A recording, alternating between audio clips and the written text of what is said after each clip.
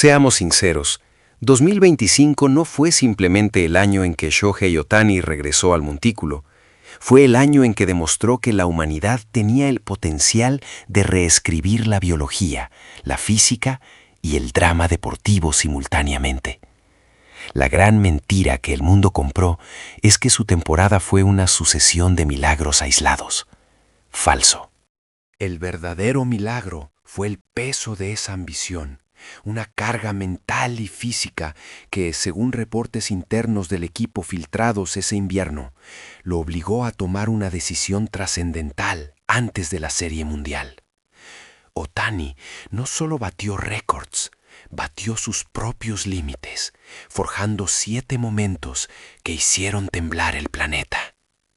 Esa historia, ese misterio de la carga secreta, es lo que el canal 319, Béisbol Mundo Noticias, se dispone a desentrañar con ustedes ahora mismo. El séptimo milagro ocurrió en julio. Lo llamamos la doctrina de la doble venganza. El legendario Randy Johnson había advertido que un jonrón de primer lanzamiento te arruina el día, te llena de culpa. Pero Ohtani es la refutación viva de la culpa. Tras encajar un cuadrangular en la alta de la primera entrada contra los Twins, el aire se puso denso, el estadio enmudeció. Todos pensaron, hoy será un día duro para el brazo recién recuperado. Pero en el fondo de esa cueva, algo cambió. Un parpadeo, una respiración profunda, y el lanzador Ohtani se transformó en el bateador Ohtani. En la parte baja de ese mismo inning, Ohtani tomó un fastball alto y lo pulverizó a 165 kilómetros por hora, una línea que viajó 28 grados de elevación hasta desaparecer en el centro del jardín. No fue un simple empate, fue una declaración emocional. El analista Miguel Rivas lo resumió así. Muchos lo vieron como simple orgullo. Yo vi la calculadora en su cerebro. Un jonrón de desempate en la misma entrada, elevando su OPS ese día a 1.950. Es la manifestación más pura de la venganza estadística. Le robó el alma al pitcher rival. El sexto momento nos llevó al enfrentamiento más esperado, Ohtani contra Mike Trout. Los compañeros de equipo durante 6 años, el mentor contra el discípulo, finalmente cara a cara como adversarios directos. No era un juego de agosto, era la secuela de aquella épica final del Clásico Mundial de Béisbol de 2023. La expectación era tan alta que las tendencias de redes sociales se paralizaron. El mundo contuvo el aliento. En el primer turno, Ohtani, calmado, lanzó un devastador cambio de velocidad que dejó a Trout congelado. La bola pasó por el borde de la zona para un strikeout cantado. Pero fue el segundo turno el que cimentó la nueva era. Una recta de 162 kilómetros por hora. La toma de decisión de Trout fue lenta. El swing quedó incompleto. Otro strikeout. La reportera Elena Soto escribió escuetamente: esto ya no es una competencia, es una transferencia de narrativa. Cuando Trout falló ante el picheo más rápido de Ohtani en la temporada, la antorcha había cambiado de manos. Ya no era su compañero, sino su sucesor, oficialmente. El quinto gran instante fue el regreso triunfal. El 19 de marzo, el Dodger Stadium se trasladó a Tokyo Dome para el inicio de la temporada. Ver a Ohtani, Yamamoto y Roki Sasaki vestidos de azul era una oleada de orgullo. El mercado negro alcanzó picos de $10,000 por entrada. Pero el simbolismo iba más allá de la presencia del trío japonés. El abridor de esa noche no fue Ohtani, sino Yamamoto, el hombre que lanzó el último out para ganar la Serie Mundial anterior. El manager Dave Roberts lo dejó claro. Tener a Yoshinobu abriendo aquí, en casa, y a Shohei respaldándolo en el medio del orden, demuestra que son el corazón de esta franquicia. La narrativa del trío japonés comenzó oficialmente en casa. Pero si hablamos de corazón, el cuarto momento nos llevó al abismo, al verdadero centro del conflicto. La Serie Mundial, Juego 3. Una odisea de 6 horas y 39 minutos, 18 entradas de agonía. Los Dodgers, tras un inicio explosivo con jonrones de Ohtani, cayeron en un empate interminable. El drama se intensificó, con 4 bases por bolas intencionales consecutivas a Ohtani en entradas extra, un hecho que solo había ocurrido una vez desde 1955, sin corredores en base. El bullpen se vació, los lanzadores se agotaron. En la 18ª entrada, el coach de picheo preguntó al traductor, ¿quién queda? No quedaba nadie. Y entonces, Yamamoto se levantó. Tras haber lanzado 105 lanzamientos en el juego 2 con apenas un día de descanso, él simplemente dijo, yo voy. El silencio en el banquillo fue sepulcral. El analista de ESPN, Pedro Gómez, comentó, muchos críticos dirán que Roberts arriesgó demasiado la carrera de Yamamoto, pero ellos no entendieron. Estábamos viendo el espíritu samurái, una lealtad que ni la fatiga ni la lógica podían doblegar. Era la cumbre del compañerismo. Afortunadamente, no tuvo que lanzar. En la parte baja de la 18, Freddie Freeman, el MVP de la Serie Mundial del año anterior, conectó un walk-off jonrón. Mientras el estadio explotaba, Ohtani y Sasaki corrieron hacia el campo para abrazar a Yamamoto. Un abrazo de alivio y hermandad. Ese sacrificio evitado, ese juramento silencioso de Yamamoto, fue el verdadero punto de inflexión emocional de la temporada. El tercer gran milagro, y quizás el más tierno, fue el premio MVP. Después de toda la intensidad, la batalla de 18 innings, la rivalidad con Trout, la familia se hizo presente. Sentado en el estudio, la tensión se disolvió. Junto a él, Mamiko, su esposa, sonriendo discretamente, y en el centro, Dekopin, su perro. En 2023, Dekopin celebró la victoria en solitario.